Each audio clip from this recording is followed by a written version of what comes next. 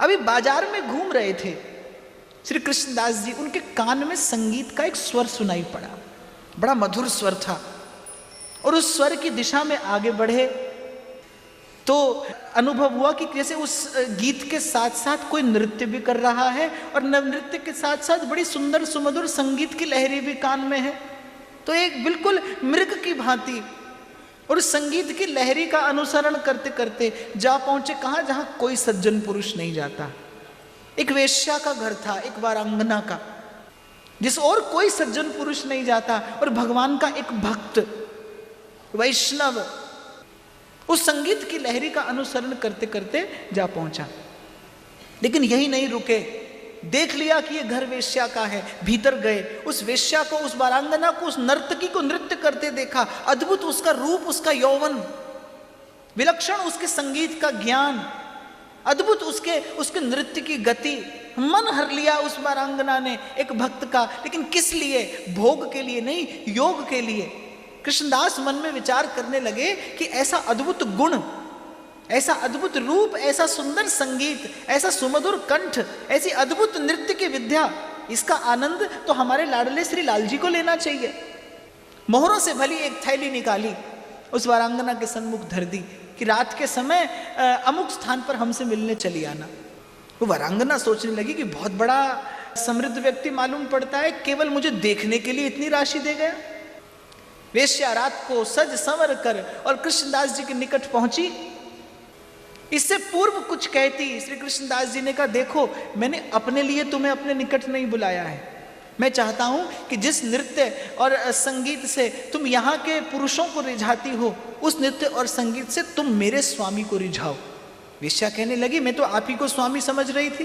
कृष्णदास जी कहने लगे, मैं तो अपने स्वामी का सेवक तिन दासन को दास, मैं तो दास का भी दास हूं। वेश्या मन में विचार करने लगी कि जिस स्वामी के सेवक का ऐसा ऐश्वर्य है, उस स्वामी का कैसा ऐश्वर्य होगा। कोई प्रश्न नहीं किया वेश्या ने, बिल्कुल ठीक है, आप जब कहेंगे तब आपके संग चलूंगी।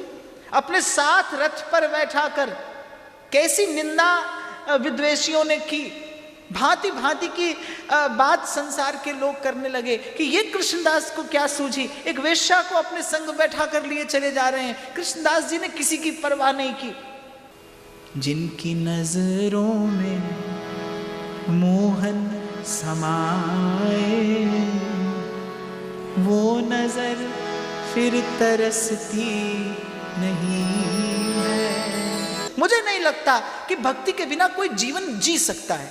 बिताते हैं आप और हम, बीत जाता है जीवन, कट जाती है जिंदगी, कट रहा है जीवन, बीत रहा है। जीता भक्त है जो निर्भय निर्द्वंद निश्चिंत मस्त होकर जीता है, किसी की परवाह नहीं की। उनके हृदय में तो मंद मंद मुस्कुराते उनके श्रीनाथ जी का मुख था। उनके श्री चरणों की सेवा के लिए ये प्रयास किया है मैंने, प्रभु मेरी भेंट अवश्य स्वीकार करेंगे।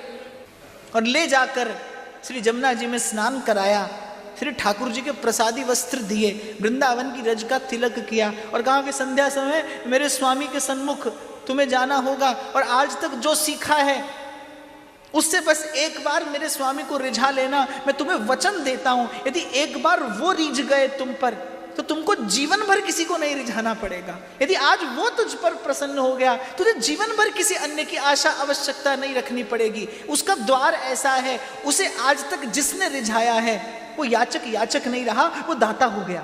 बड़ी महिमा सुन ली वेश्या ने कि आखिर ऐसा कौन सा स्वामी है जिसके सन्मुख मुझे ले जाया जाएगा। देखिए मंदिर का प्रांगण जिसमें किसी को जाने की अनुमति नहीं है, वहां पर कौन जाता है? एक वेश्या जाती है। मूल में क्या है? एक भक्त की कृपा है, एक संत की कृपा है, एक संत की दृष्टि पड़ गई है, बस इतना ही तो। एक संत की दृष्टि पड़ गई, एक संत की दृष्टि में आ गया वो जीव। वो कैसा है? मैला कुचैला, संत ने नहीं देखा, संत ने नहीं देखा, बाह पकड़ ली और प्रभु के सन्मुख जाकर कर दिया। जब सन्मुख हुई वेश्या, तब उसे कुछ कुछ रहस्य समझ में आने लगा कि आज मुझे किसके सन्मुख नृत्य करना है। और जैसे ही पट खुला, मंद मंद मुस्कुराते श्याम सुंदर सन्मुख खड़े हैं, अनंत कोटि लावण्य सिंधु, श्री ठाकुर जी के अंग अंग से रूप की सुधा छिटक रही है। ऐसी भेंट आज से पूर्व कोई नहीं लाया था। ऐसी भेंट आज से पूर्व किसी भक्त ने निवेदन नहीं की थी। श्रीनाथ जी भी मुस्कुरा दिए, प्रेम भरी चितवन से उस भेंट की ओर देखा। ना तो भक्त की दृष्टि में वो वेश्या है, वो तो सेवा का साधन है, और ना भगवान की दृष्टि में वो वेश्या है, वो भक्त के द्वारा लाई हुई भेंट है। मंद मंद मुस्कुरा दिए प्रभु, उसकी ओर देख के प्रेम भरी चितवन से उसकी ओर देखा, मुस्कुरा दिए। और भगवान की मुस्कान कैसी, हासो जनोन्मादकारी च माया, अगर ये खुश हो जाए तो कदाई बख्श देते हैं, अगर नाराज हो तो बादशाही बख्श देते हैं, अगर अपना बनाते हैं तो सब कुछ लूट लेते हैं। ये मोहन है तभी तो मुस्कुरा कर लूट लेते हैं। मुस्कुरा दिए प्रभु उसकी ओर देखकर। जन्म जन्मांतर का बंधन कट गया, जन्मों का मैल धुल गया। अरे एक पारस पत्थर जब स्पर्श करता है किसी लोह खंड को, वो भी नहीं पूछता कि कसाई के घर से आया है कि मंदिर से आया है, और छूते ही स्वर्ण हो जाता है लोह खंड। प्रभु की कृपा पूर्ण दृष्टि पड़ी, प्रेम पूर्ण दृष्टि पड़ी। मंद मंद हास चितवन युक्त उस विलास से प्रभु ने उसकी ओर देखा। हृदय में प्रेम का ज्वार फूट पड़ा। देखो, विचार रखना, कितना भी मैला कुचैला कोई क्यों ना हो, कितना भी क्रूर से क्रूर व्यक्ति क्यों ना हो, प्रभु से प्रेम करने की योग्यता उसके पास में सदा रहती है। प्रेम का बीज उसके मन में सदा रहता है। वो प्रेम का ज्वार फूट पड़ा, प्रेम सिंधु सन्मुख खड़े हैं, रोम रोम गा पड़ा उस वारांगना का। तान सुनी बांसुरी की सुध बुध में खो, तान सुनी बांसुरी की सुध बुध में खोए, भूल गई लोक लाज बस तेरी मैं हो गई, भूल गई लोक लाज बस तेरी मैं हो गई, बस तेरी मैं हो गई, बस तेरी मैं हो गई। मेरी सांसों की माला तेरे नाम, मेरी सांसों की माला तेरे नाम, मेरे अलमेले शाम, मेरी सांसों की माला तेरे नाम, मेरे अलमेले शाम, तेरी मुरली की मैं हूँ गुलाम, मेरे अलमेले शाम, तेरी मुरली की मैं हूँ गुलाम, मेरे अलमेले शाम। बस उस क्षण भर में जीव निर्मल हो गया, और मन ही मन जो आज तक अर्जित किया था वो सब प्रभु के चरणों में उड़ेल देने का प्रयास करते हुए वो वारांगना मन ही मन प्रार्थना करती है। अब वारांगना नहीं रही, वो जीव प्रभु के चरणों में विनय करता है, प्रभु जन्म जन्म मुनि जतन कराही, पे अंत राम कही आवत नाही।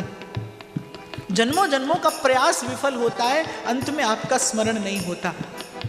यदि किंचित मेरी चेष्टा से आप प्रसन्न हो तो बस मुझ पर ऐसी कृपा करना कि जिन नेत्रों ने आपका दर्शन किया है उन नेत्रों से आप कभी पुनः संसार ना देखना पड़े।